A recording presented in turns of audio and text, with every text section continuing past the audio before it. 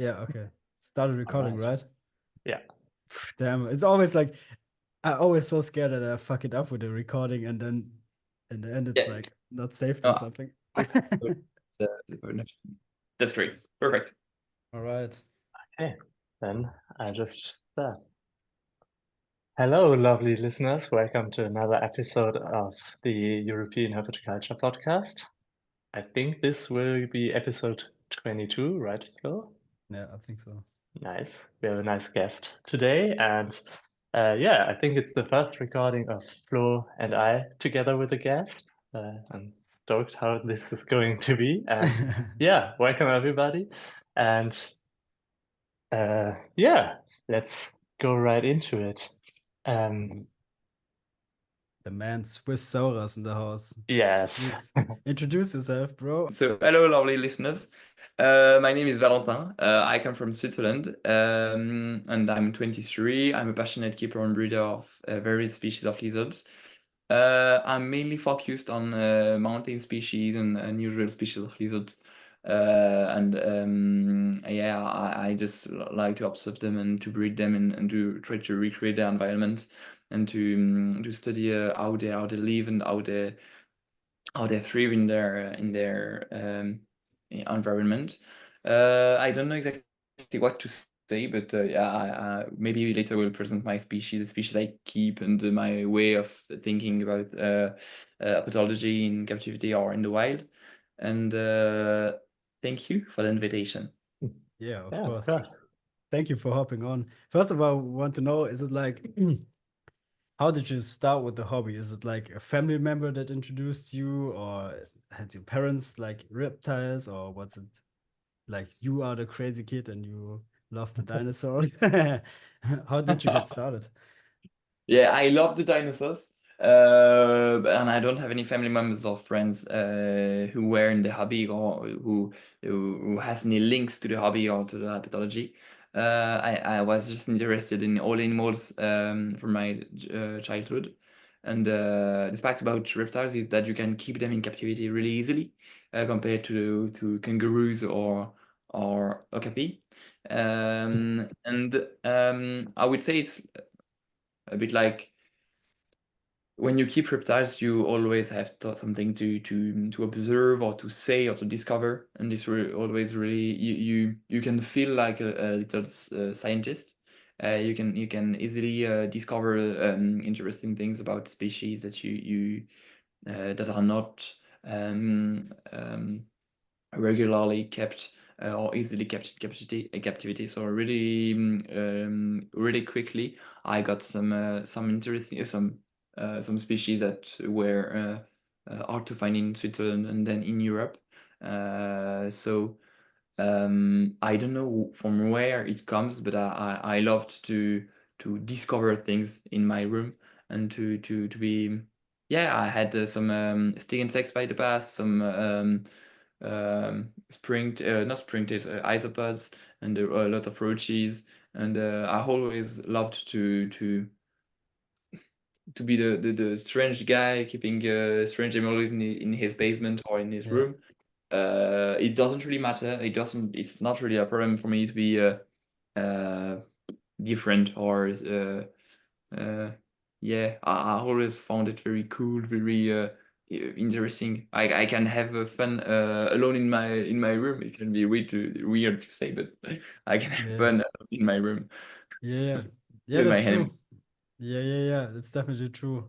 For me, it was also the same. I was like, once I discovered that I can keep stuff like that, I was like lost in hours long. I was in my room, like looking. I started also like stick insects and then worked my way up. It was so fascinating because like every time we watch, it's something else happened, and you bringing home like a piece of nature and stuff like that. It's amazing. What was your first reptile that you got? It was a Pogonaviticeps. Okay, Uh, classic. so Dragon. Yeah, And yes, it lives a few years, not very long, maybe 12 or 15 years. And yeah, it was doing fine. And it died a few summers ago in the in the garden. I kept it outside during the summer, and like most of my animals, and yeah. Yeah, Nice. So from the bearded dragon to what are you keeping now? You already told us more lizards, more like mountain regions, something rare. Can you give us a little overview of the species you're keeping right now? Yes, of course. The species I have right in front of me, for example, are some skinks. From here we have some Lygosoma coratense.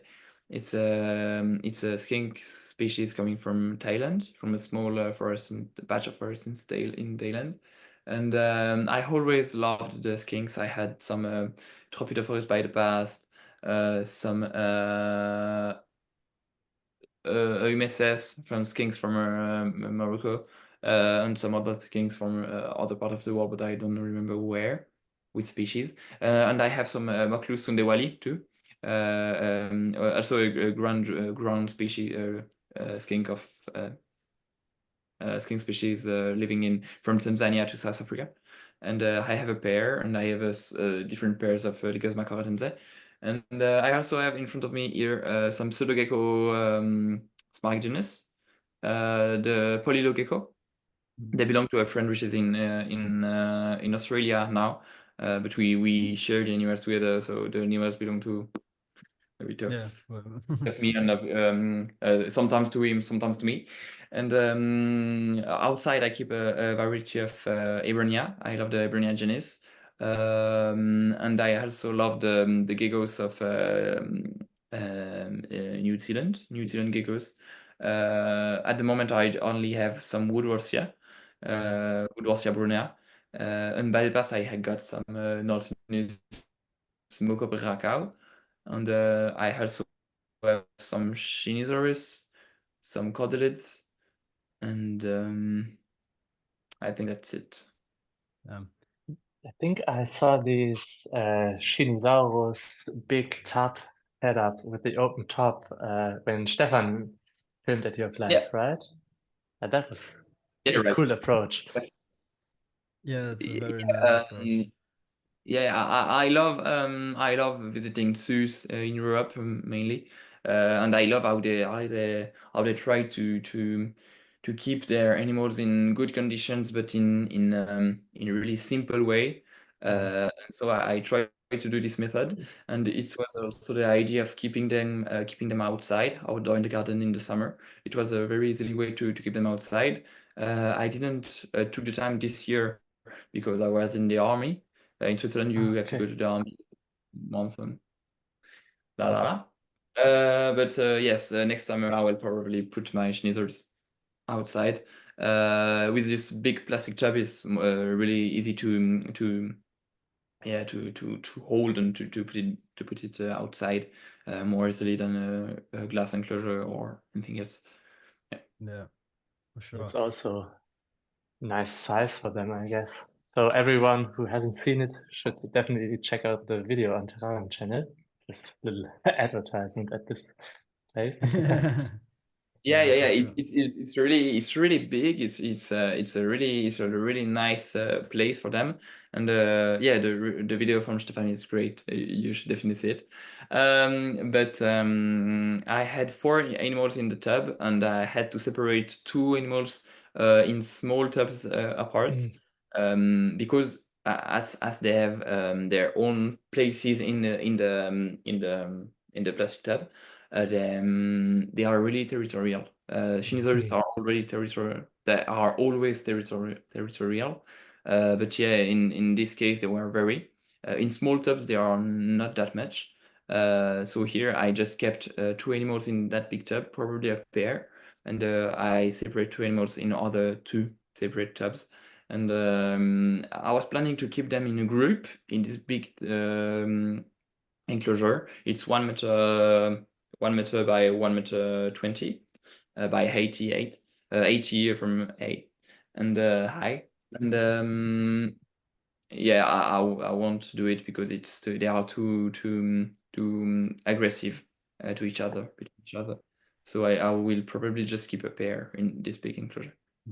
That's pretty nice size. Is it like when you first got them? Have you started them in the tub, or had you kept them before in an, let's say, classic terrarium, paludarium style enclosure?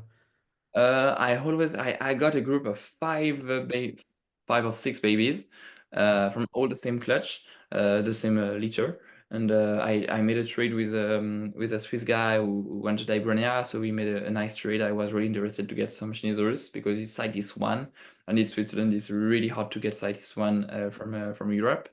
So I was happy to find some babies in Switzerland. And I got the group, and I put all the group in one tub. It's the Racco tub is 40 by 60. I put all the babies together, and then when they grew up, I made my groups. I separate the babies. I sold some individuals, some specimens, some animals, and I just kept two babies from that litter. And I imported some two animals, one from Germany and one from Netherlands. So now I have a group of different origins, and but I always kept them in plastic tubs. Yeah. Oh, that's pretty cool. So were you like inspired also by Bert Langewerf? Because he also had like this pretty simple but also like from the bottom up looking enclosures. Yeah, and especially in outdoor Yeah, keeping, his yeah. work is very inspiring. Yeah, yeah. With my friend, which belongs the pseudo gecko, we are making together a lot of the enclosures and really thinking how we can improve our technique. And we are really thinking about an easy way to keep Schnitzerus outside on this easy and safe way to. Yeah. For me, it's also pretty fascinating that you also started to keep your bearded dragon outside when you were like much younger. Because for me, it was also like when I started keeping like reptiles, for me, it was also natural to like provide them with live plants, recreate like habitat, and have like also different like isopods in there or something. I actually not thought about, okay, this is like a bioactive kind of way. For me, it's like, okay, I have a animal, I want to have like also the natural habitat. For me, it comes hand in hand, but the step further to take them outside to get like the natural sunlight, it's very nice that you started in such a young age with that. Yeah, maybe, but I think I've seen it in books. Maybe in a book, they just said, "Oh, you can put it outside when the sun comes," and I don't know. But I think one of the main reason is really much funnier. My mother will love to make some how we say that, to save some money from the electricity. So Yeah, a lot of in summer, all my animals go outside. Even the skinks, I keep a lot of skinks outside. yeah. Some I even put some Fiji iguana outside because I can turn off all the lights, and we spare a lot of money. So I think it was one of the main points. And we had about some guinea pigs.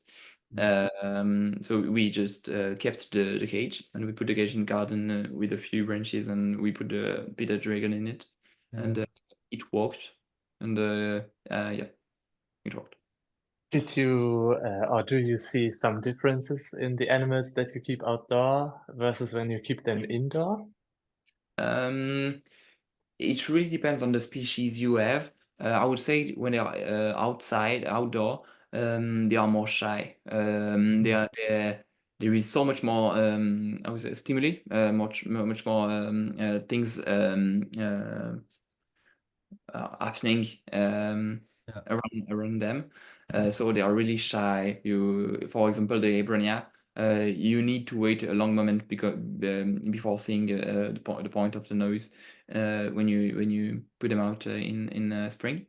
For the bearded dragon, it was the same. It was laying in the same spot for hours without any movement. Probably because of I don't know, maybe stress. I would say stress. It was like this for an afternoon, and then it was good for some weeks. But yeah, when I put the skinks in summer outside, I take the boxes. I have some boxes here, and I have some small boxes here like this. I Okay. keep some, Mhm. small baby skinks in there. And I put these in big zoomed cages. I lay down the zoomed cages so I can open it like this, and I put all my cages in that so they are protected from cats or birds or I don't know what. And there I don't see them. I clearly don't see them even if they are diurnal. Here I have some little small Moclus sunderwali, and they are a diurnal species, and they're always active. Here I can see probably see them easily, but in summer you can't see them at all, and even Yeah. when feeding. Yeah. I remember when I had my first reptiles, it was also a pair of bearded dragons, and we were also taking them to the garden of my parents, and the male was always running around eating, trying to eat bees and bumblebees, and we were like sitting around them so they won't flee.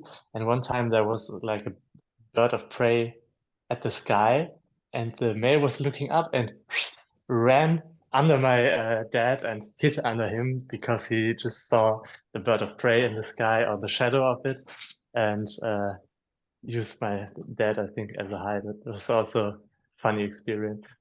Yeah, really. Yeah, really. Okay. I've never seen that in my bearded dragon or Ebronia.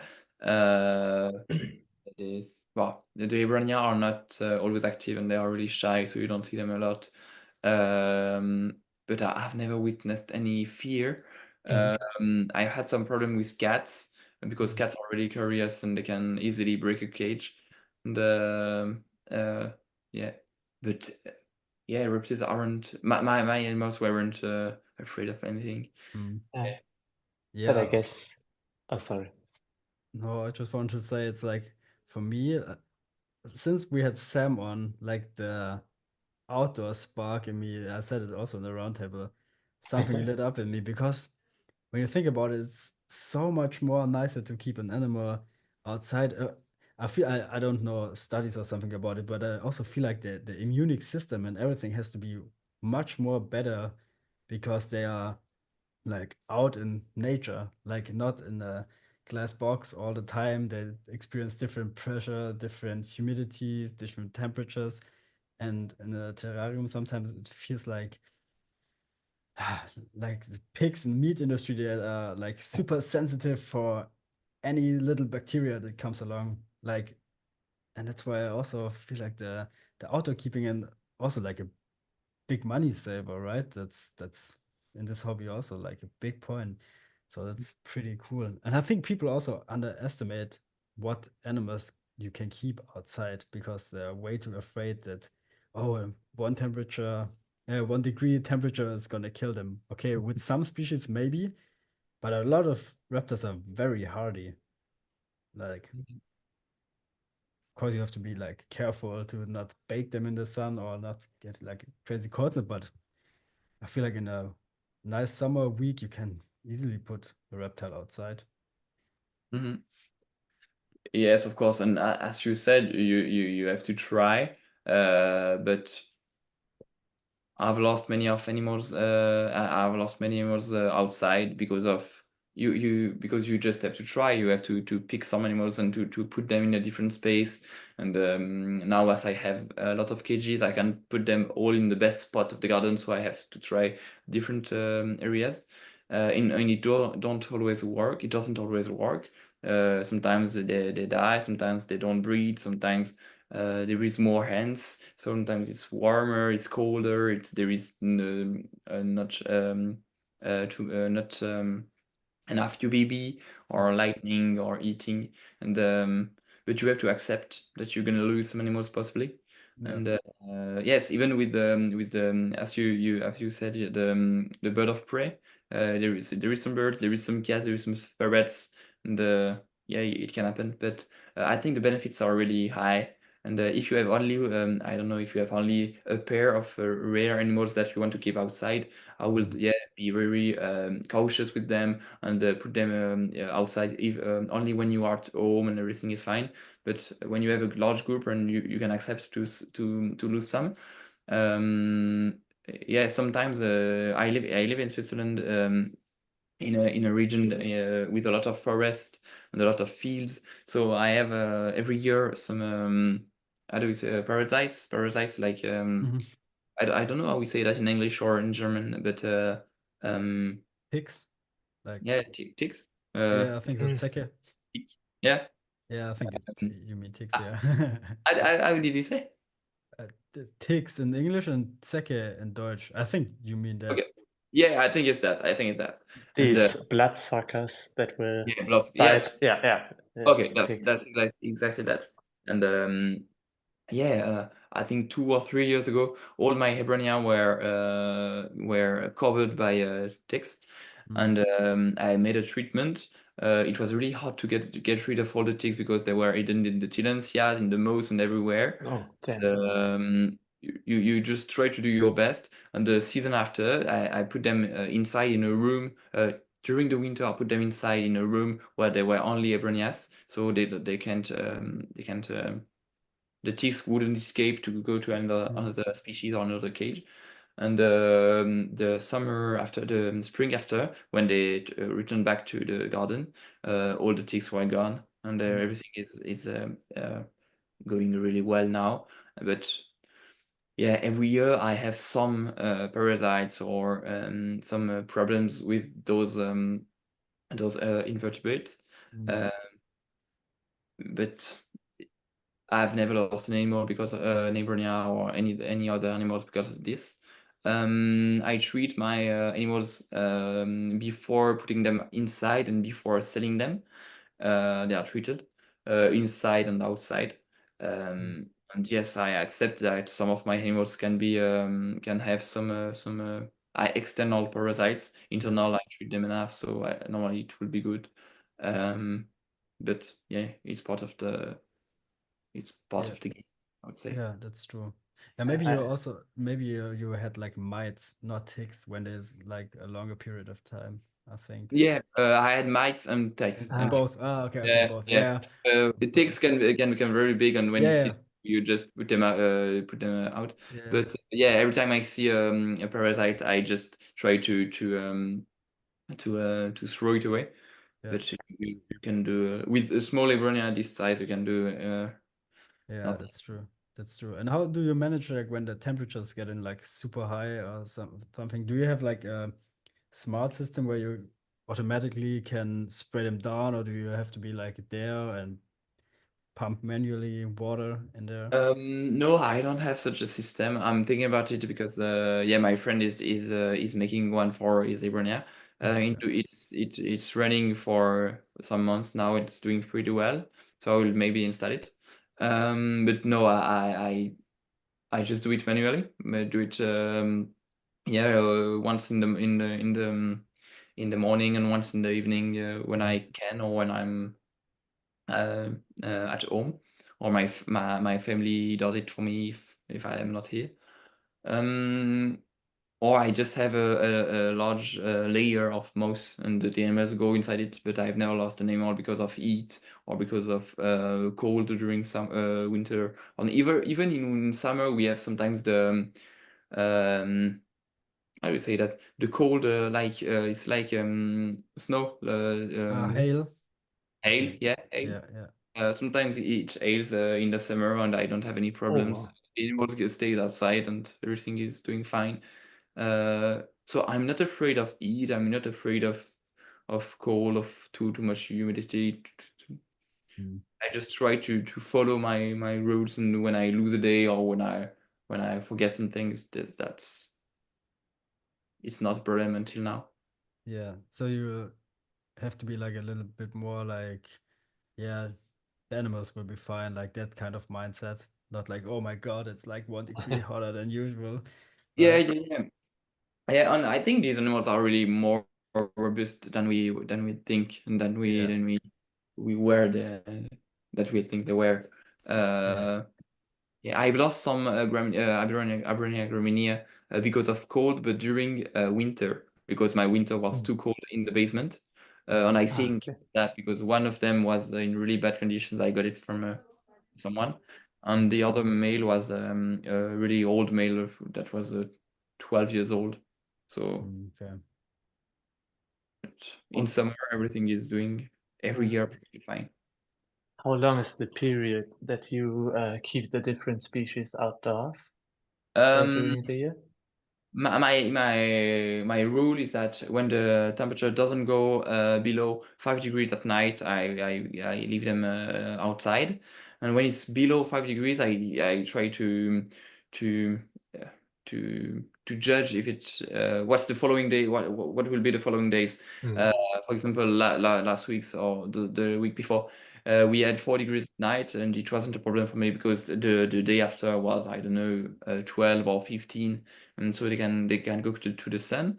Yeah, since for the last week, the temperature are a bit lower during the night. So I took all the cages, and now they are in full sun during all the day. So they can have some really cold night, and during the day they are at maybe 15, 20 degrees with a lot of UV rays, UVBs and UV.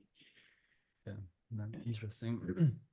That's crazy. And maybe also for pretty interesting because you have like a lot of like rare and pretty expensive like animals. And for me, it's like when I it's such a dumb thing, but when I acquired any Aloides, for me it was like the step where you entered like a next level where you can really, oh, if I have offspring, I can change like the more expensive animals. I have like more money to reinvest in this hobby. But for me, it was like very hard to reach this point because I didn't want to spend like thousands of euros like on animals. And uh yeah, maybe it's interesting how you get started like with, let's say, more expensive and rarer animals. Did you have like nice connections that you have like good prices, or you traded stuff to get there? Because I don't know for how long you keep, for example, the Nautilus, but I think they were like pretty fucking expensive years ago. So it's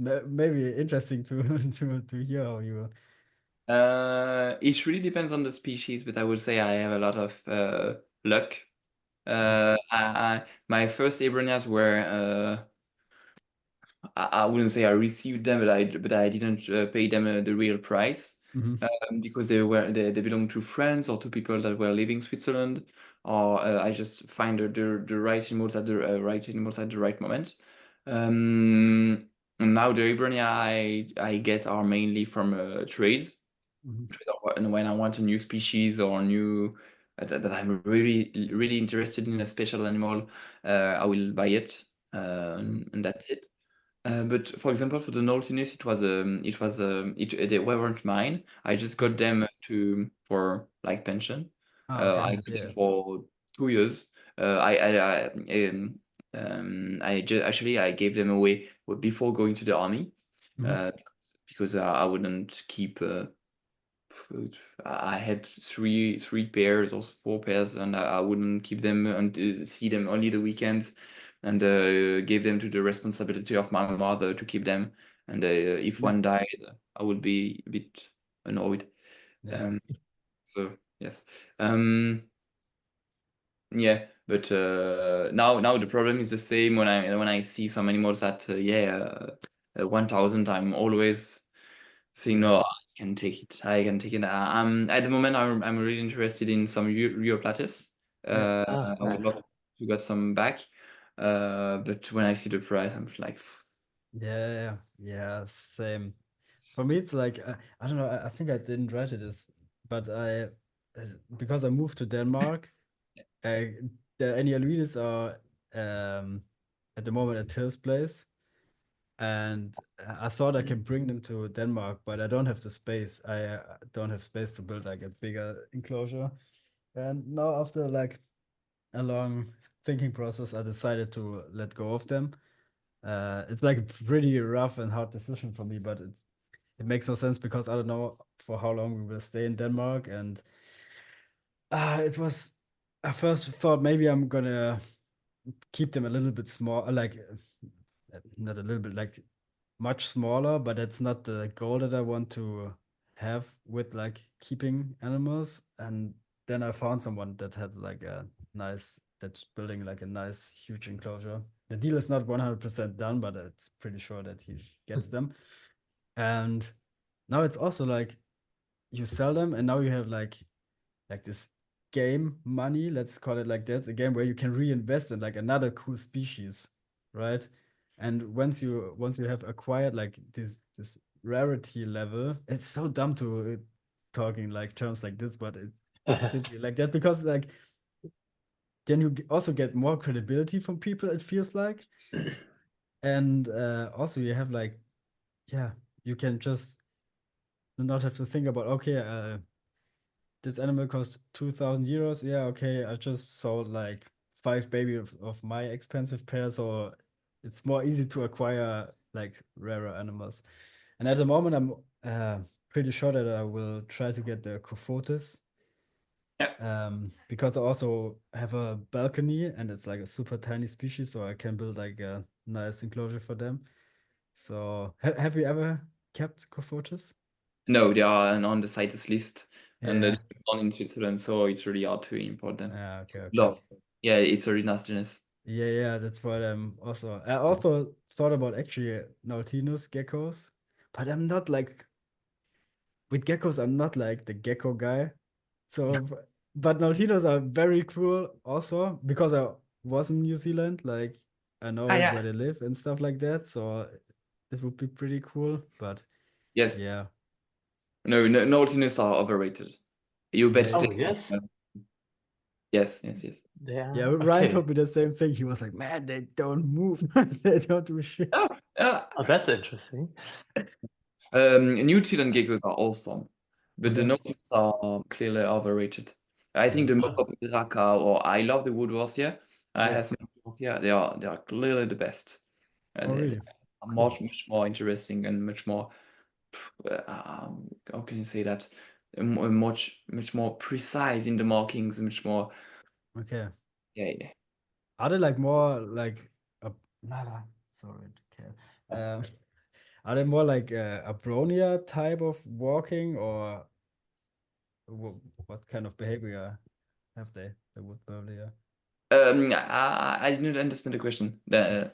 So is the behavior of for me, the New Zealand geckos, like the Nautinus and the Woodworthia, are like pretty special when it comes to geckos, at least for me. Like the way they move and stuff like that. Are they comparable to the Nautinus when it comes to moving around, or how do the Woodworthia behave?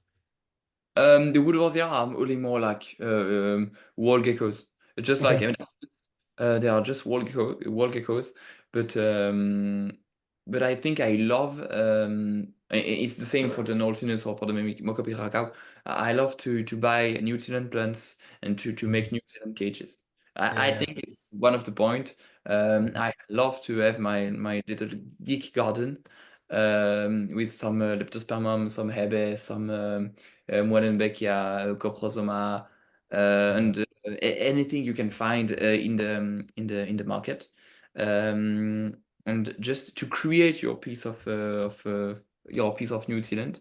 And that with the Woodworthia, is that they give birth to usually one babies a year. It depends on the species you have, but for some you can find in captivity it's 2 or 1, depending on the species. And yeah, they are leaf bearing. This is awesome. Yeah. They eat pollen, fruit. They can eat the fruit from the New Zealand plants. I don't know. Yeah, Do it's you so nice. already keep them, or do you plan to get them? The Woodworthia? Yeah. Yeah, I have them for 3 years. I bred them. I have two forms. I have Woodworthia brunea, small and big form. We don't know from which species it is exactly. Maybe probably the CF brunea, and so yeah, it's 2 locations. One is that small, and the other is really big. And I bred the small ones, but the bigger don't breed. I don't know. Okay. But sounds like you won't try to get Nautilus again. No, I won't get an Inaltinus again. I Yeah. think they are too pricey for what it was. yeah, I would prefer to get some Mokopiraka. Mokopiraka are actually the best, I think. Yeah, they're very cool. Yeah, they're crazy. But, Yeah, all this the New Zealand stuff is like so insane. I don't know, especially like they fit so perfectly fine in this environment because like New Zealand is also like this. It's so I can't even describe it. It's like very like mythical almost because I'm not used to see like no people and this kind of nature and because I grew up like even though I grew up in a pretty pretty small village, I never seen like this crazy like forest and yeah like super ancient and not like overpopulated. And I think the Nautilus and all the lizards fit perfectly in there. And it's a very nice environment, like tropical and all this mosses and stuff like it's insane. And that's what I really like how you keep your animals because you also like to be really precise with, yeah, I want this New Zealand plant and this New Zealand gecko habitat. Did you started young with this, like specification, like I want the whole setup from this one region? Um, Or not for all species, not for all animals. With Abronia, yes. With New Zealand geckos, yes. But for example, for the skinks, I no. The plants from in the enclosure are just tropical plants and not from Thailand. Yes, and I have some friends from South Africa, but yeah, I don't really care for those animals. And for some animals, it's really hard to find plants. For example, from animals from Africa, from tropical Africa, there is almost no plants from tropical forest of Central Africa in captivity. You only find plants from Central and South America. So if you want to recreate a tropical enclosure from Congo, you'll struggle a lot. So I try to do my best, but honestly, it's just for me. The animals really doesn't care, I think. Yeah, that's true. Are there like nice plant stores around in Switzerland where you can like find rare stuff? You mean plant shop? Plant shops, yeah. Sorry. It's hard to find. No, you have to find in some normal market, and they have plants for sale of some garden market where you can find some indoor plant.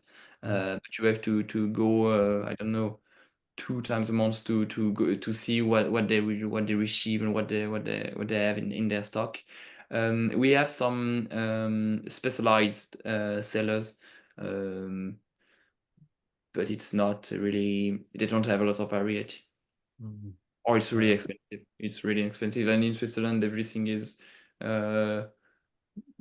I would say it's expensive for students. It's really expensive. For normal people walking in Switzerland, it's okay, but for students living in Switzerland, is quite expensive. Yeah.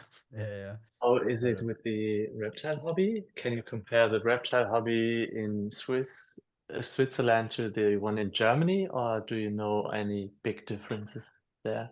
I think in Switzerland is everyone knows each other, and Yeah. as I said, I'm in contact with the authorities. I'm in contact with zoos, and for the Shinizoris, for example, I have some really good links with Basel Zoo, and I can come easily to see the backstage, and with Aquatis, with other two, we have a really good relationship. Um, but I would say the reptile hobby is really small, as we are only 9 millions, 10 millions, 9 millions. So we are a small country, and there is no how would you say that, reptile specialized shop. It's illegal to ship reptiles by the post. The papers around reptiles are really, really strict, are really strong. So I remember when I was a child and when I only bought my animals in Swiss shows, I wouldn't find anything, and the reptile diversity was really poor. So quickly, I had to go outside in Germany or in France to find some other species. Mhm. Yeah, the really major point is that we know each other really good, and you can do bad things if you are doing your things really badly. Everyone will know really quickly. So that's quite good. If someone's doing some shitty things, everyone will know it quite quickly. Yeah. Yeah, that's pretty good. That's like small, but are you all very good connected, or is it like a You few you can handful? choose to be connected or not. Mm. Young people from Switzerland which are keeping animals are well connected. Mm. Uh, but some and one of the other points in Switzerland is that we speak 4 languages. Mm. So but we people in Switzerland can speak 4 languages, but I don't speak 4 languages. Um, so it's not easy to get in touch with other people in the country. Yeah, I can speak with the majority of my country. Uh, we speak English with each other, but we are not. It's not easy to get in touch and to be friend and to share and to. Yeah, Yeah, it's not that easy. crazy. Do you make contacts mostly about the internet, like social media, or are there also reptile communities that gather in meetings? Yeah, there are some local communities about reptiles, but I'm not into it. I'm just with my friends. We have Yeah. Ryan. We have Colin. You maybe know Colin. Yeah. Yeah, some other people, Lucas, or some other young guys from the region I live in. And we are just connected together. But yeah, for example, with the oldest guys, we don't have a lot of contacts. When we are interested in something, we can contact them easily, and only when they are interested in something, they contact us really easily. But we stays in our small group. But yeah, we met by the social media. We just met by the social media or by yes, I heard that you have this species, so yes, like everything you meet everyone. Like it is in Europe. But yes, in Switzerland it's so small. You can you yeah. We Yeah. are just maybe 10. Yeah, it's A group of 10 friends having interesting animals. I don't talk about the people having a leopard gecko or pogona in the but yeah. yeah, same with us. It's feel like we are even like a smaller friend group. Hmm. Yeah. Like we are just a handful also. But you also select, right, who you want to hang with and who not. So, but for you, it's also you're also almost in hum every time, right? Or at least once a year. Me? Yeah, No, right? I went there No. only twice. Oh, really? Oh, So the one time that we met was the second Yeah, time? yeah, this Okay, was my okay, time. okay. What do you think about hum? Um, it's really a long way from Switzerland, so Yeah, we stay at the hotel the night before, and then we have it opens at 10 or at 9, I don't know, 9 or 10 maybe. I think It it's opens 10, at right? 10. And then we have to take the car back at 12, so we have 2 hours in the show wow. just to make our trays, make our all the business, and then we go back to Switzerland, and we have 8 hours of road, 8 9 hours of road. We have to stop at the border to declare Mm. everything and to make all the papers and to do all the CITES, and it takes a lot of time, and we have to pay.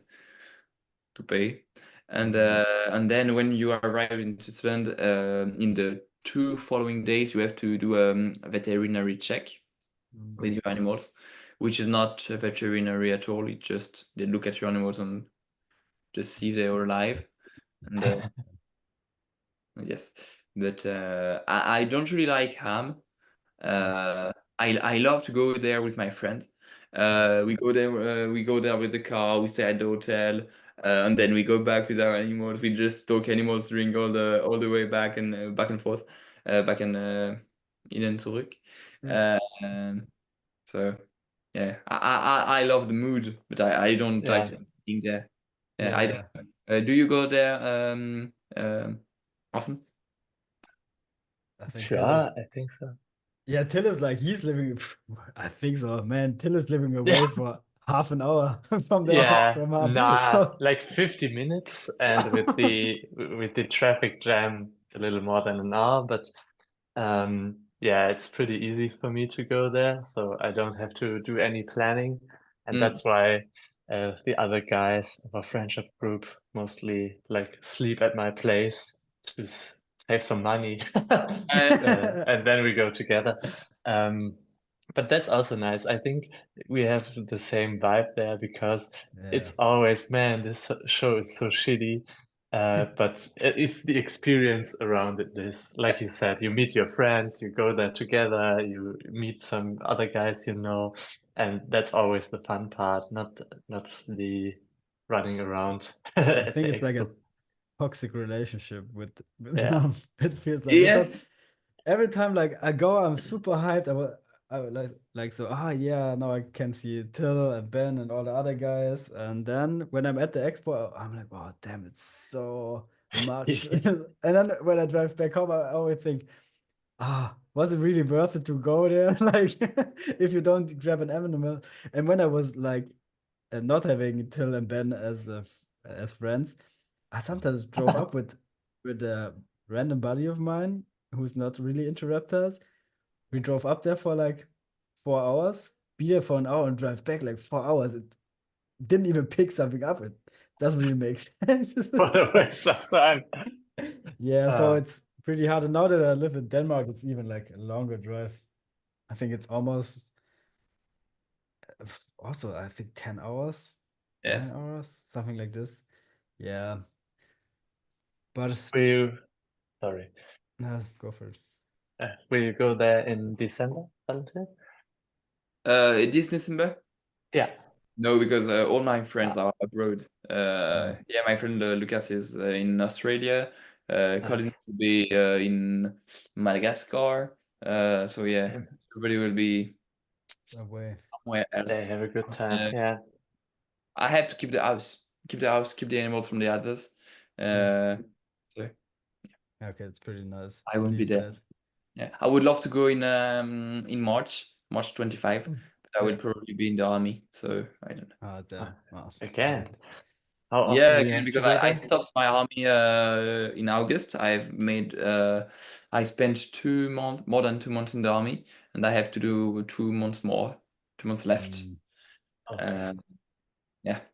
That I'm sucks. pretty lucky that we don't have to do this, Flo. Yeah, for real. Yes. Jeez, Yeah. man, poor guy. But it's pretty It's, interesting. So you're picking up animals at the Ham Expo and then driving to the border. And what's like the whole process? How long does it take to get the papers? And is it like super expensive? And like, Mm, I would say the most difficult thing is to get the papers and to okay. get the export permits. When the animals are not protected, when they are not Mhm. CITES listed, it's really easy. You just have to prove you bought them in Europe, and to show a bill and to show how many they cost you, and you just have to pay a tax if they are under.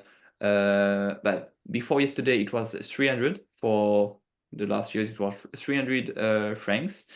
Under 300 francs, you have to pay a tax, and below 300 francs, it's free. And now they put this level at 150. So now it's 150, and when it's under 150, you have to pay this tax. But when its site is protected, you have to get the export permits. You have to, and yes, the export permit from Europe mostly, and they can be really hard to get. It can take months. It can take one thing is that the people that are selling the animals often don't want to sell the animals with papers, because it takes a lot of time and money, and they don't want to be in that, and they don't want to give a lot of information about the animals, or they don't want to take time. They just want to sell to sell the animals really quickly, which I can understand. But when you live in Switzerland and you want to get some new species legally, it can take a lot of time. So Yeah. yes, Um, and yeah, well, once you are in Switzerland, once you have the export permit, you have to ask for import permit from Switzerland. It's really fast. In Switzerland, the authorities are incredibly fast. For example, I asked for export CITES export permits for Abrania, which were born at my place, and it took maybe less than a week to get them. But in Germany, it can take 5-6 months to get the papers. So yeah, yes, in Switzerland they are really efficient. I don't know exactly why, but we have an email address where we can ask all the questions we want. They answer in the day. We can Wow. call them. When we go to the veterinary check, they are not veterinarian at all. They look at the animals and say yes, they are alive, or yeah, no, they are not. And they don't even know the species. They don't know anything about the animals. But you can talk a lot with the people. They know everything. They see everything that enters in Switzerland. So it's always really interesting to speak with them. They know exactly how many crocobags come in Switzerland, or how many I don't know. Yeah, Europlatis are imported by the private or by the zoos, and they talk quite a lot. So it's really interesting to talk about with them, and it's always a great moment. But yeah, once again, you pay for not for the meeting, but for the whole procedure. Beside these regulations for the export and import, are there any restrictions on what you can keep in Switzerland, like venomous or any dangerous or big animals? Yes, in Switzerland, the regulation is based on the is the animal dangerous or not, or is the animal fragile or not. For example, all the venomous animals are under restrictions. You have to do some lessons. You have to go to ein Kurs, and then it's the same for crocodilians. All lizards are bigger than 1 meter. And it's the same for chameleons. All the chameleons are restricted in Switzerland. You can keep them at all. You can keep them, but you have to do the lessons. You have to be followed by an expert. An expert must to check your installation, and yes, the expert and the veterinary offices. Yes, we have some restrictions, but I think it's quite good. It's quite sensed. It's well done. It's done by experts and that are really in the business. The expert of chameleons in our part of the country in Switzerland is the leader of Chameleon Center Conservation. So he's a great guy, and he knows exactly what he's doing. So it's good. I think we are lucky to have real experts that are saying if we can keep those species or not.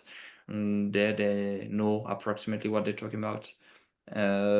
Yeah, I know in France it's not really the case. It's just people walking in the office, and they just say yes or no without really knowing about the species or really knowing about the animals, which is not the case here. Yeah, that sounds actually reasonable, like with the experts that come over, see your stuff, because in my part of Germany, like keeping nearly all venomous snakes is prohibited. So you don't even get the chance to keep them. Yeah, and I really like the approach that you have, that you get a chance to prove that you are a reasonable, good keeper, and then get the allowance. Yeah. I would say except Komodo dragon, we can keep approximately everything. Nice. Yeah, I've made all the lessons for the lizards. I can keep all the lizards, except the Komodo dragons.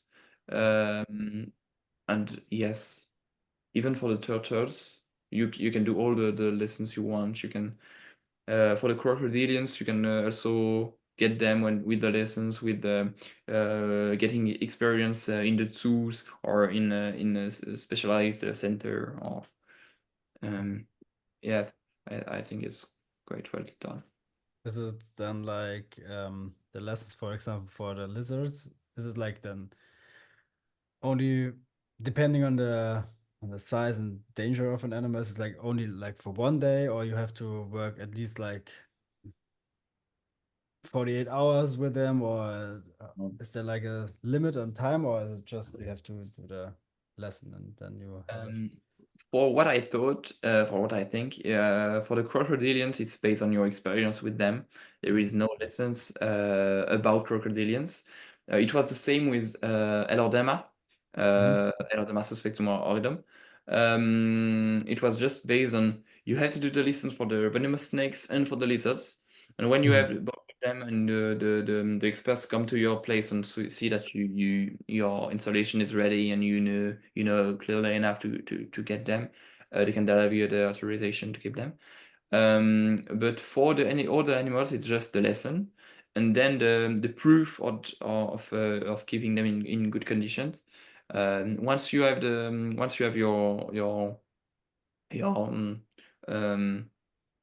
the proof that you've made the lesson, you can prepare your enclosure. You can call the expert, and they just say yes or no. And it's actually quite easy. Yes, but yeah, once again, you pay for the lessons Yeah, and for the but expert. yeah, but I feel like that's you outsource like a lot of people that way that are not 100% into the hobby, at least for me as an outside perspective. And also like with all this paperwork, it feels like yeah, okay, it's pretty bureaucratic, but on the other hand, it's like very well documented, and also like with after 2 days you have to see the veterinarian, even though he's not like checking like for real, but at least you need to do something to get an animal, and it feels like you are when you have like steps like this to take, you are much more aware of that you have to really care about this animal and not just like buy it and then have it, and 1 week later it can be dead and you don't care, right? Yes, yes. Yeah, I think it's good, and I also think that all these steps and all these procedure are really good to. You can't do anything without being taken by the authorities or by the police. If you are doing anything wrong, they will easily trace you. Or as the hobby is small in Switzerland, everyone will see you or knows it by any way, and you will be seized. And so I think in Switzerland it's quite hard to be out of the line. Yeah. And yeah, I think it's for the best. So you don't have a lot of like escapes from illegal kept venomous snakes or something like this. Yes, we have. Yes, we have, but they are escaped from people that are that have the authorization. But from it's a human error when yeah somebody leaves the door open. Yeah. But yeah, we also have some seizure with snapping turtles in the ponds. Or a few years ago, they found some caiman in the Masuala Yeah, greenhouse in Zurich. Yeah. It clearly happens. Yeah, we are Yeah. not away from those types of events. Will happen everywhere. I think there's no perfect system to Oh, prevent it, but no, yeah. I think no, no. that's definitely not. Are there also like size regulation on enclosures, or Yes, yes, the size regulation in Switzerland are completely. No, it's great. It's good, but it's really big. For example, for Tiliqua, for the Breton skinks, the enclosure for a pair must be 2 meters and 10 long, Mm. It's for skinks. It's 7x4x3 Okay. for terrestrial skinks, Yeah. and it's 7x4 is 7 times the length of the body from snoot to vent.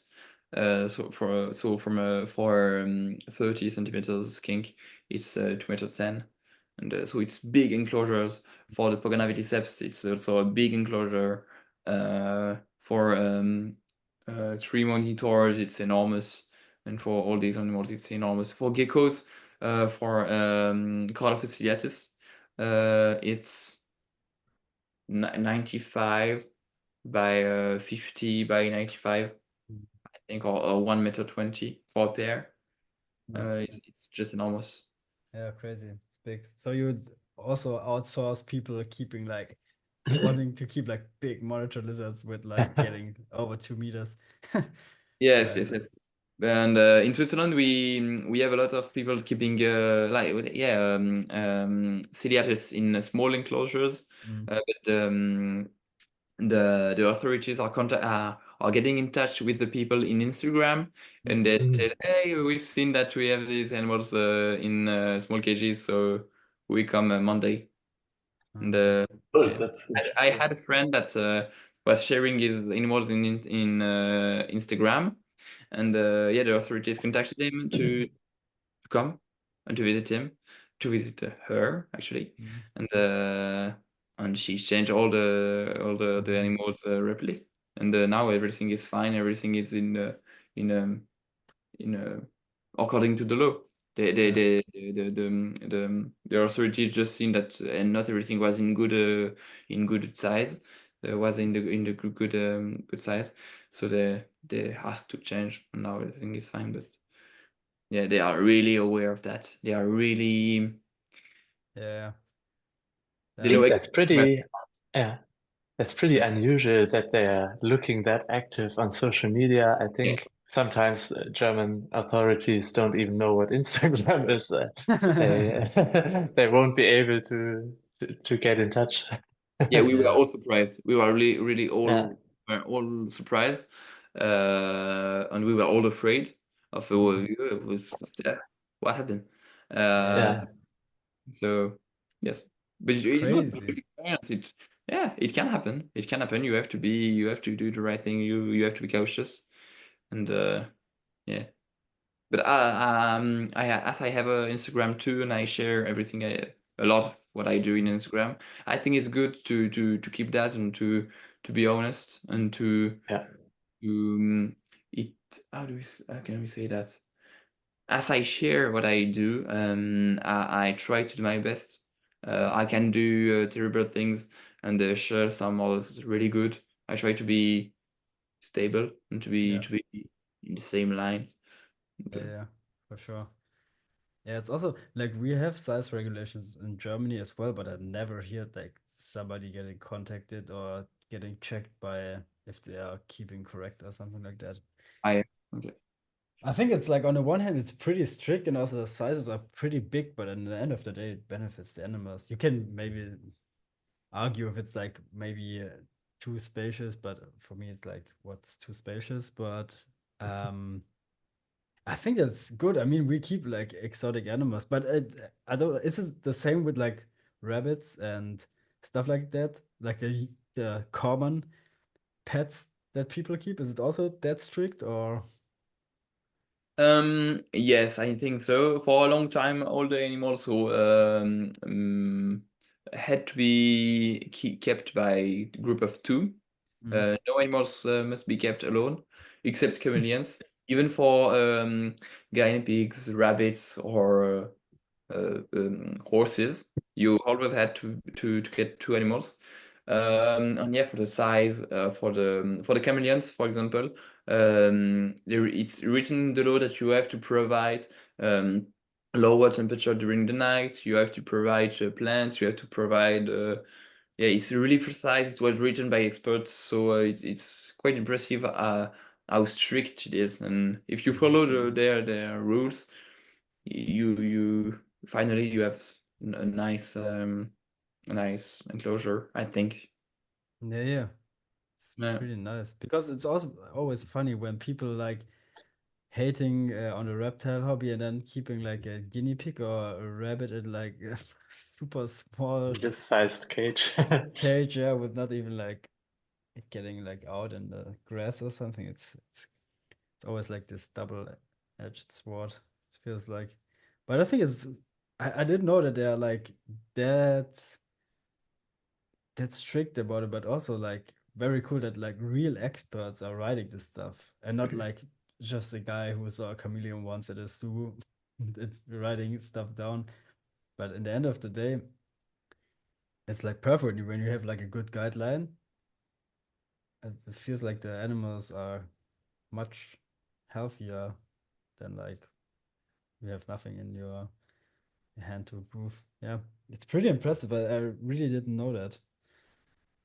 And Yeah, but after all, I don't know if it's for all animals, but yeah, I think even in farms or with yeah, cows and other pigs animals, I think the law is quite strict compared from other countries, but I don't know really. I don't have really any other example to compare with.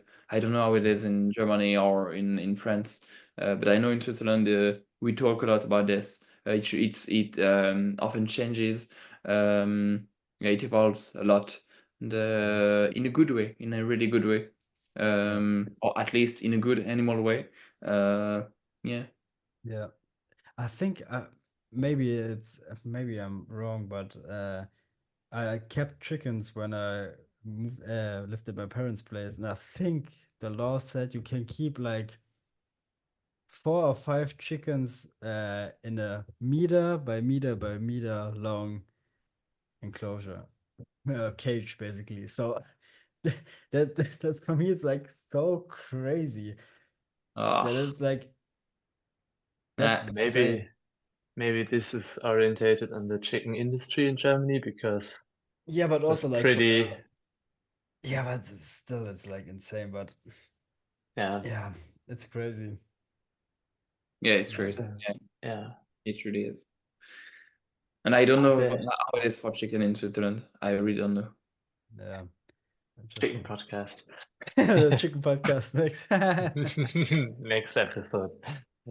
But this is Okay, also so like yeah, to go yeah. no, go for it, No, Tom. no, go ahead. I just want to ask with plants, like, is it also very hard?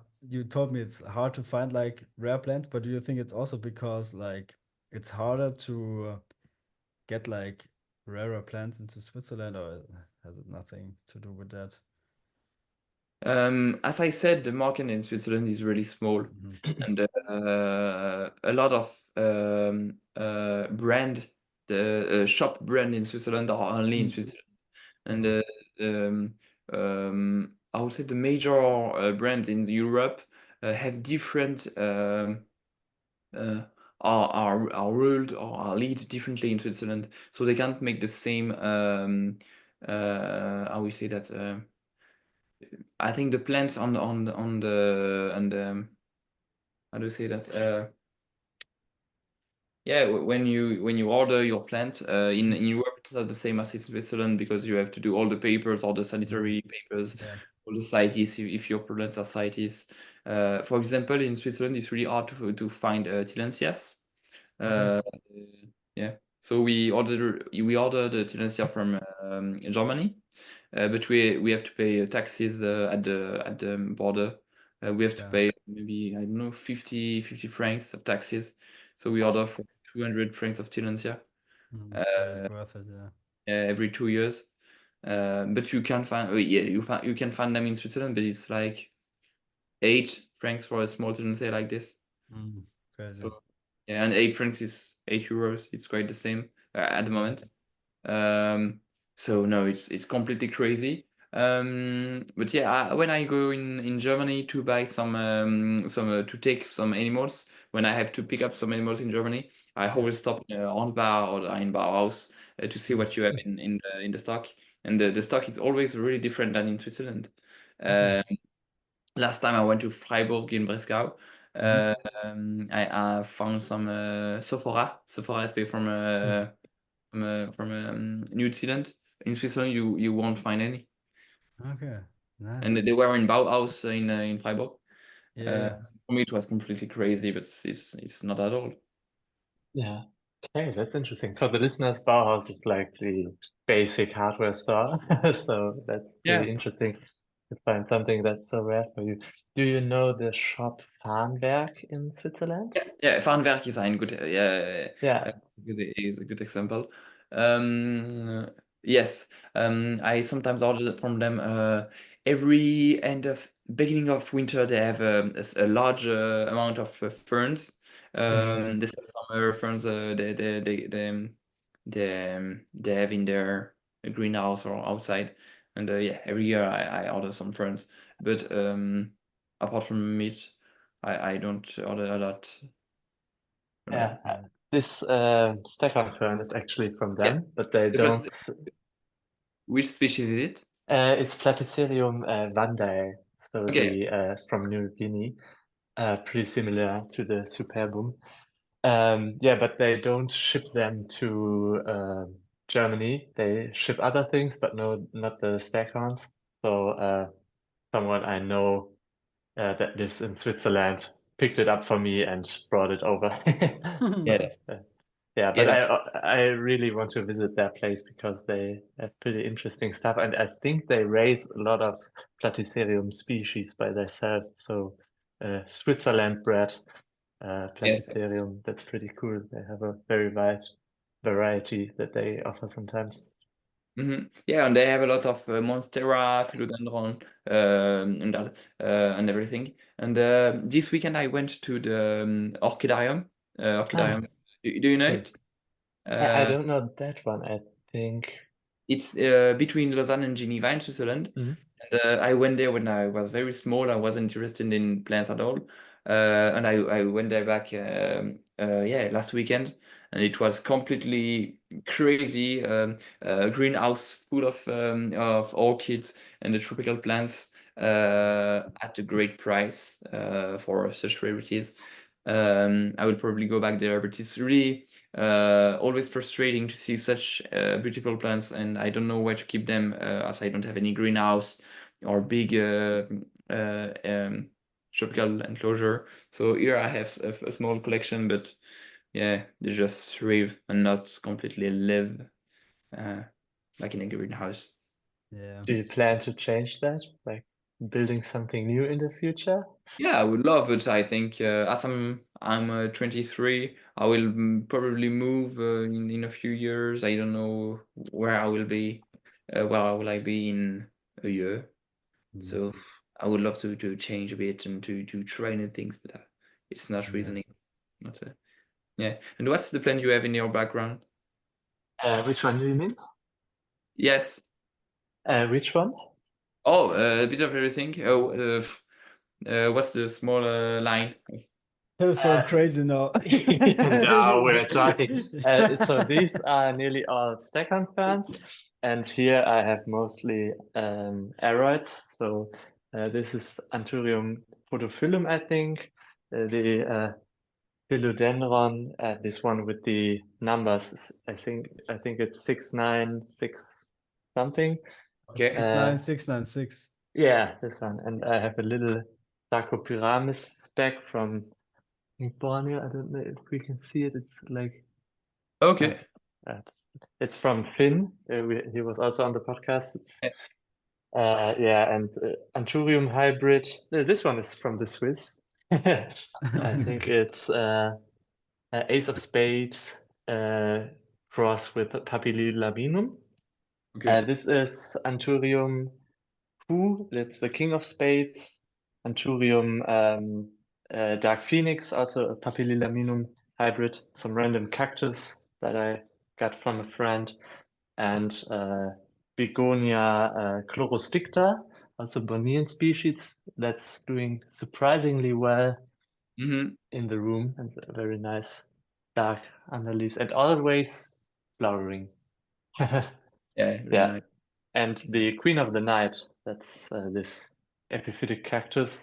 And here is another Anthurium Papillilaminum hybrid. Yeah.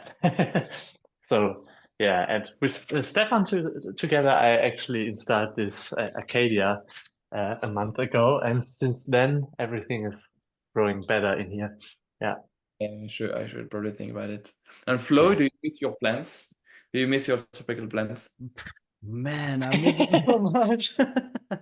At the moment, I only have like one Monstera Deliciosa at home and Begonia maculata and Pilea. That's all I have at the moment. We need to No, change but that again. yeah. Yeah. Oh, it's crazy. I actually not thought that I'm gonna miss it that much. It's Mm. actually also, it's not just the animals. That actually the animals are like this one of the smaller parts. It's more like the whole, like having like this green oasis at home with Mm. like animals inside of it. That's what I'm really missing. But yeah, I think it's gonna change. I'm really looking forward to set up the balcony in Yeah. summer, getting like more into outdoor plants.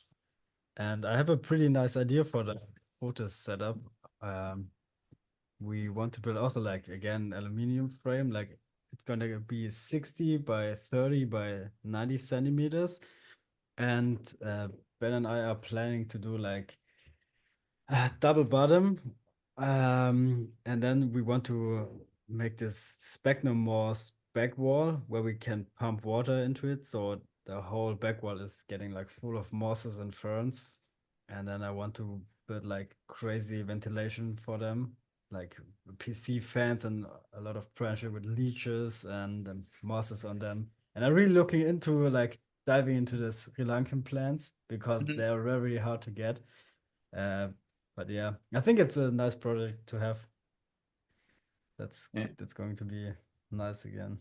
Is it easy to like plants and reptiles in Denmark?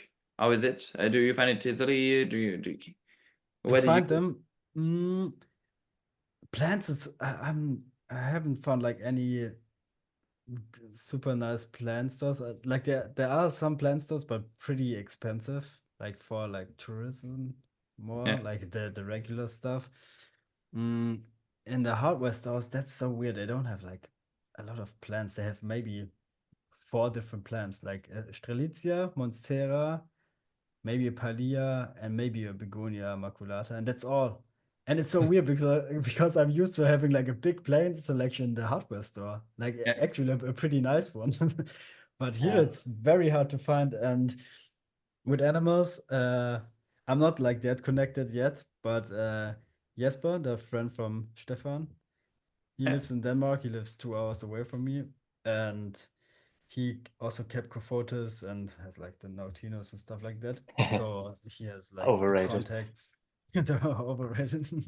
No, but he told me where I can find them. But he also said it's like a little bit harder, like with paperwork, like with CITES 1 animals, and it's a bit more expensive than in Germany, but it's it's not that strict. But you can't like keep venomous stuff and big dangerous stuff here in Denmark.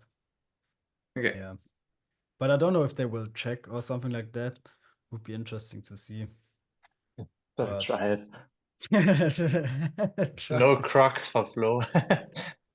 No, but it's actually pretty hard, especially when I had like this big greenhouse. It was like such a big part of our apartment. Mm. And once you have it, it was like normal and you see it every day. And you were always, he was not that satisfied with it because I always want to improve stuff. But now that it's gone, I'm like, damn, it's like, oh, shit. I had Yeah. like this, Something's missing. Yeah. Yeah, it yeah, was awesome. Yeah. yeah, it was. But when we debuilt it, I actually thought, when I would set it up the next time, I would do it a little bit different because a lot of lighting were blocked by this big epiphytic branch that I had. Hmm. So I will change something like that next time. But I hope next time that I'm gonna build something like big again, it's maybe a forever thing. I mean, because like when you build something that big, even though with the aluminum frame, it's super easy to debuild, but in the end of the day, you really want to have something like, especially a bigger size, you really want to get it time and you know that you have all the time in the world to let it really grow in, and maybe you don't have to move next year or something. Mhm. Yeah. Something different. So I think that's pretty nice now that I need to downsize a bit and have a more size manageable enclosure. That maybe Yeah. we have to move again next year or something. I don't know. That it's much more easy to get it done than with that big one. Okay. Valentin, yeah. you said, oh, sorry, no, go ahead. No, but it's weird because like when you think about it, how much time you spend with your animals, even though with only two, it was at least an hour a day. And then thinking about this stuff the whole day. Yeah, but I hope I will find some more like nice plant stores or something. I really miss like going to like a good plant store where you can find good stuff. But what's cool, you can actually find here a lot of like small trees for your living room, like acacia Okay. trees and stuff like that. That's pretty That's nice. interesting. Mhm. So that's cool. Yeah. Um, And now that you have free time, do you spend your time reading books, or do you have free time for you? Well, now you don't have Yeah.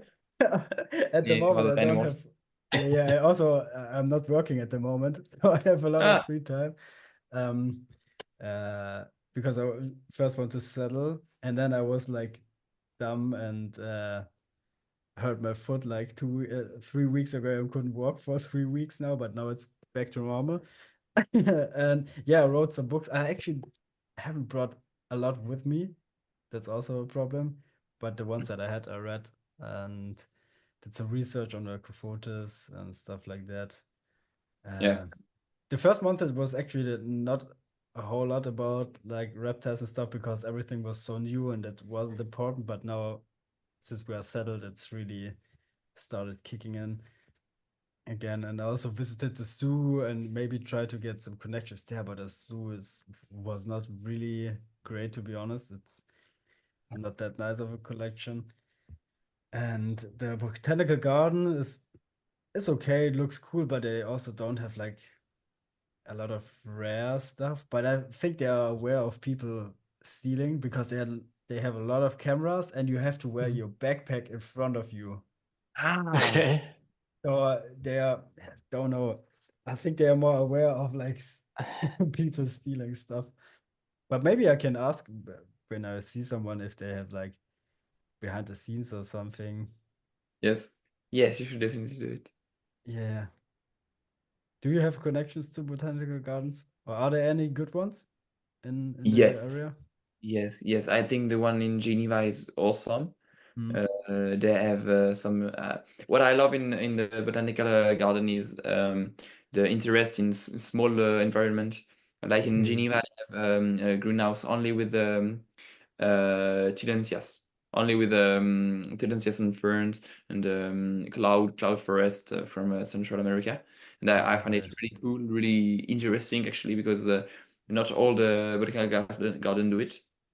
Yeah. So I think it's quite impressive. And last weekend I was in Basel, and the botanical garden in Basel has a really nice cloud forest greenhouse too, Ooh. and some nice other greenhouse. And so, yes, I think we have some, but they are also aware of the seeding, and we have to be careful. Yeah. Okay. Nice. Guys, But I I don't need have any to connections. bring my loading cable because my MacBook is almost getting out of Okay. But energy. we 1 second. wait for you? No, you can go on. You can go on. Okay. So, Valentin, you said like the next year it's kind of uncertain. You said you don't know where things are going. Beside that, do you have like yeah, a plan or some wishes for your hobby? In what direction do you want everything to evolve for you? Yeah, as you heard, I don't have any precise plans, but I would love to travel more. I think like Yeah. everyone, I would love to go more in the wild. And the dilemma is always to travel more, to get more animals or plants at home, and to find the right place in between, to have the right amount of interesting things at home, and then to be able to travel and to leave your stuff in Switzerland. But yes, I have some ideas of traveling, but yeah, with the army, yeah, I don't know where I exactly go. I don't know exactly where will I be in a few months.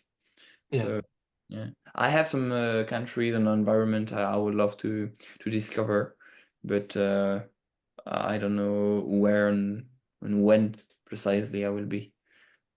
Which are your favorite wishes, or where would you like to go the most to travel? I think I would love to go in places that are uncertain in the future. For example, I won't go in New Zealand, or I won't go in South Africa or in very secure places. I would love to go in Central America or in the I would say the Andes, the mountains in South America. I would love to go in the Congo Basin, in Central Africa. Yeah, in those places that are quite uncertain and that are unstable, and where I won't go when I will be married and with a wife and kids, and or too old to go Yeah. there. I would like to take risks now. Um, and yeah, and um, apart from reptiles, I love to go in Eastern Europe. I love to go in East Europe, and there is no reptiles there. Yeah, there is some, but it's not mainly my focus. But I love to go there just for fun. Yeah, Yeah, nice. it's very good time. And are there any directions inside the hobby that you would like to specialize more in? Or is that something you want to figure out during traveling? What species will be the focus? Yeah, the question is good. Honestly, I think I need to travel a bit to see where I'm going and what Yeah. can I do with my animals. Is it really interesting to have some at homes? When I every time I come back from a place where I see animals in the wild, to say, okay, I stop to have animals in captivity, and Yeah. then you see your animals or you see some for sale somewhere and you say, okay, This one. you take them. Um, but yes, I try to follow the wind and see where I go. Um, for a year, I hadn't bought any new animals, and now I don't plan to get any new species or new individuals. I have probably too many animals now. I see when I have to go in a weekend or in vacation or I don't know what. It's a lot of job before and after. So yeah, I will maybe have. I would love maybe to have less animals, or to have animals that don't need regular care. And, this is one of the reason I left. I gave away all my Fiji iguanas because they need fresh food every morning.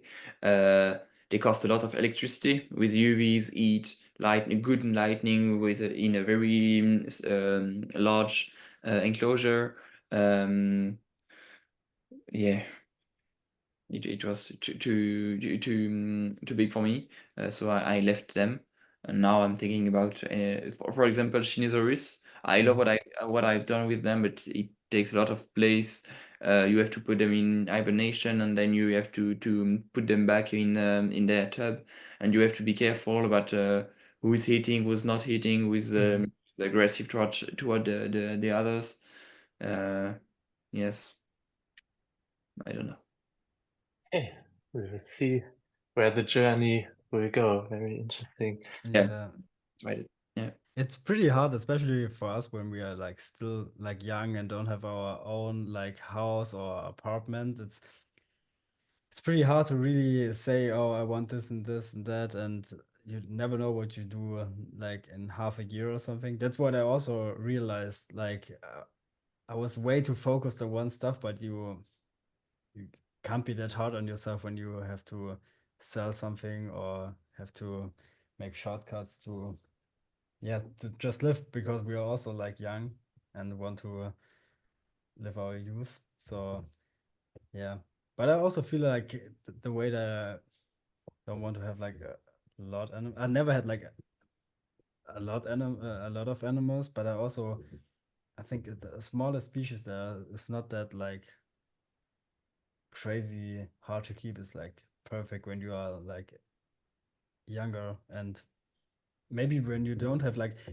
I don't know, when you go on vacation or something, do your parents take care of the animals, or do you have like friends coming over? It's also like a big. Yes, it really depends. For short times period, my mother take care of the animals. I live with my mother, and she takes care of the animals. She knows exactly what to do with the animals. She's not in the hobby, but she lives with me for more than all my life, but with animals Yeah. with more than 10 years. So she knows exactly what to do, and she has all sheets with everything explained. But she's now well informed and totally able to keep for them for a week or 2 weeks. But when I go for a longer period, I give my animal away to friends. And yes, for example, my friend Lucas, which is in Australia, he gave me all his Ebrania, so I got 10 more Brania and some geckos, and I will give him back the animals. And when I will be abroad, I will give him some of my stuff too. So yes, we try to work together.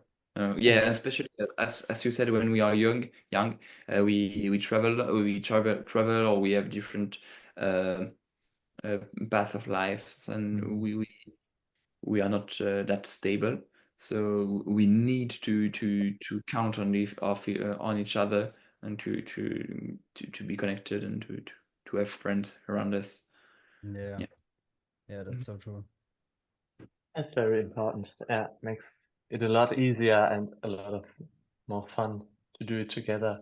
Like also with the Yes. shows and the experience you gather together. Yes, And and even also when you travel, ideas. when you have ideas of travel or ideas of project in captivity or anything, it's really interesting to talk about with other people. And what can we do? Do you want to come with me in that place? Or yes, I think it's really good, and I think the hobby is really important for getting new especially friends, but new connections in Europe. Get to know new countries or places you wouldn't go if you weren't looking for special animals. Also, the hobby is really useful to learn new languages. It helped me a lot to improve my English or even my German.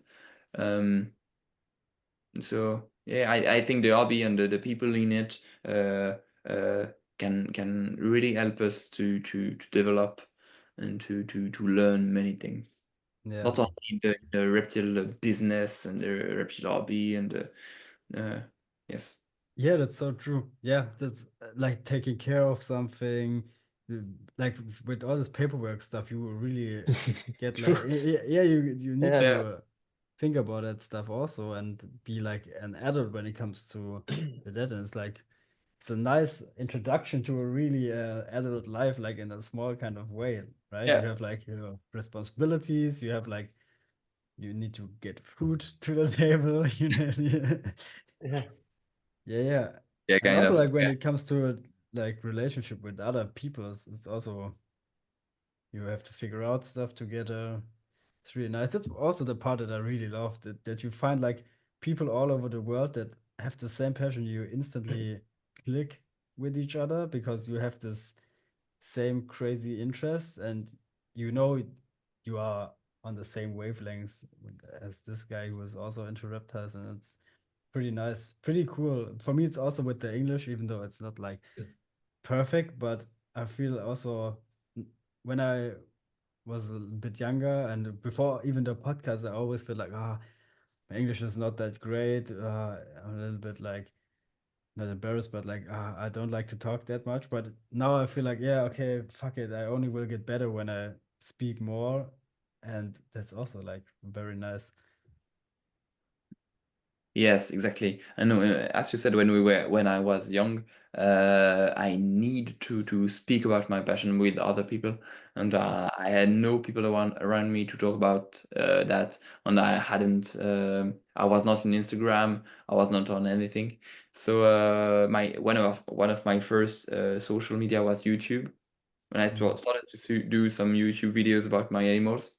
And then Cool. when you go on when you go on the shows, you film, or you say that you have a channel, and then you meet, and the people Yeah. see your videos, and then you start to make the links and to make the relationship. And yes, now with the Instagram account, and we all have Instagram, and I think we need it to be connected and to be together, because we don't have anything we don't have anybody really close. I don't have anybody any close to me that I can speak with with this particular interest, and that can Yeah. respond and understand. I can speak with my family, girlfriend, or anything, but it wouldn't be the same at all. Yeah. And yeah, I would love to hear and to speak a lot more without the language, without the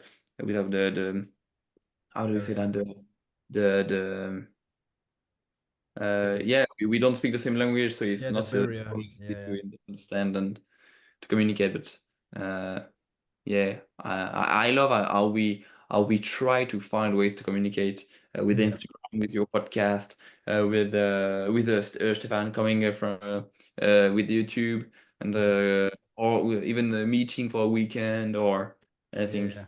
Yeah, Yeah, finding it's ways. actually it's actually pretty funny. Like also with Stefan was also like come over with YouTube and we hung out for like 3, 4 days. Same for you. And same with Ryan, first time like photographing the animals, and then all of a sudden I'm sitting with him in the car to Leipzig and visiting Jonas. Like it's so nice. Like you instantly connected. Also, we only seen each other one time for like one time in Ham, but it's like we knew each other a little bit over Instagram. We seen Yeah, each other and now it's instantly, yeah. Okay, now we're connected. Like it's super cool. We are on the same yeah, page. And it was yeah. same with Till and same with Ben. And it's pretty cool. Yeah, that's really something I love about social media. Even though it has so many bad sides, I uh, I really love how it connected me to so many people that I speak to a lot of nowadays. So it, and all these talks we have on the podcast, that's a very great outcome that I really Yeah. like. Yeah. Yeah, Yes. that's true. Yeah, we are almost creeping up on like 2 hours. So wanted to steer it a little bit towards the end. Um, yeah, do you have like anything else that you want to talk about or like give the listeners a tip or something like that? Honestly, I don't know. I should have prepared a speech for the end. I don't. No, it's totally I fine. don't have any moral. I don't know what to share and what may rest. Um, no. Do you have any ideas or? Uh, no, I don't think so. I don't know. I should say something No, class. no. It's all Don't fine. feel pressure. No, this was more like also a question like that come to my mind like uh no, I don't also I still have a lot of questions, but this would be like too long of a podcast. Mhm. What we actually wanted to do is like now that the podcast is changing a little bit, we only gonna upload like every 2 weeks now and not every week anymore. And we also want to do like more of a deep dive into like one specific species or something like that. Because it's like always you uncover like the first layer of a person with like, oh, how did you get started and like the basic stuff, but you can go like really deep and like 2 hours, it's a long time, but it's also not a long time to Yeah. really explore. Like, Talk. Yeah. So maybe for the deep talks, some of Bronya. yeah, Talk. Bronya Yeah, and stuff I like would love to have a deep talk with Bronya, and but yes, but thank you for the invitation, and yeah, I'm really thankful to you for having me here and to speak and to speak about reptiles and to see happy faces. Yeah. Yeah, you're more than welcome here in Switzerland if you want to see more. Thank you Or so much. want to see any to walk in the mountains like we did with Yeah. Ben and Stefan. I really would love to Oh do man, that. Yeah, you're more than welcome. Thank too you. bad I wasn't there at the time. I Yeah, was away with same. my family on vacation. Oh damn.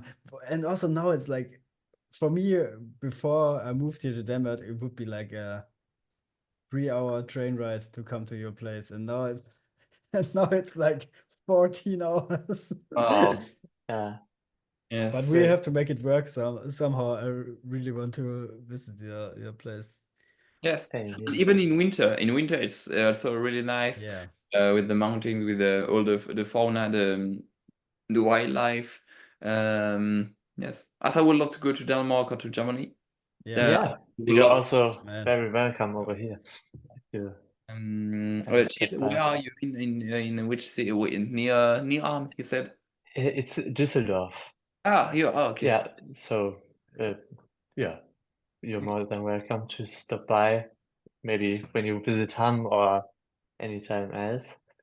Yeah, just say. Yeah, maybe. Yeah, probably. I would love to come back in Germany again. Yeah. Yeah, I was in Düsseldorf a few years ago.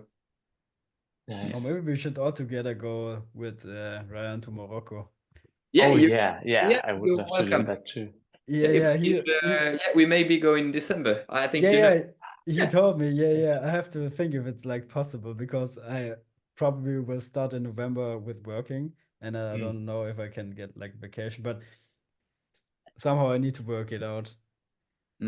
Yes, but Ryan is not fully motivated. But if I tried to motivate him, and he's looking for a third person actually, third or fourth Yeah. person. But yeah, if you're interested, just Yeah. Yes. Yeah, man, I would love to. For the listeners, also check out Ryan. He's doing Yeah. some amazing work, and he needs more followers and more people that appreciate his work, because it's It really does. amazing. Speaking of followers and showing your work, Valentin, where can people reach out to you, or where can people check out your beautiful animals and setups? Oh, you can check my Instagram, Swiss Soya, Swiss like Swiss, and Soya like the scientific name of the lizard, and Swiss.soya. And yes, I will be more than welcome to talk with you and share pictures, and yes, what can I say? And I will present you what I can. Yeah, nice. Nice. All right. We will link it in the Down description, below. of course. Thank you very much. Yeah, Yeah. thank you for hopping on. It was a great conversation. I really enjoyed it. Yeah, for that's this, really good. Thanks for this nice evening. yes. That's And cool. see you next time in real. Yeah, that's All true. right. All right, Perfect. lovely Then. listeners. We're dropping out. I hope you enjoyed this episode.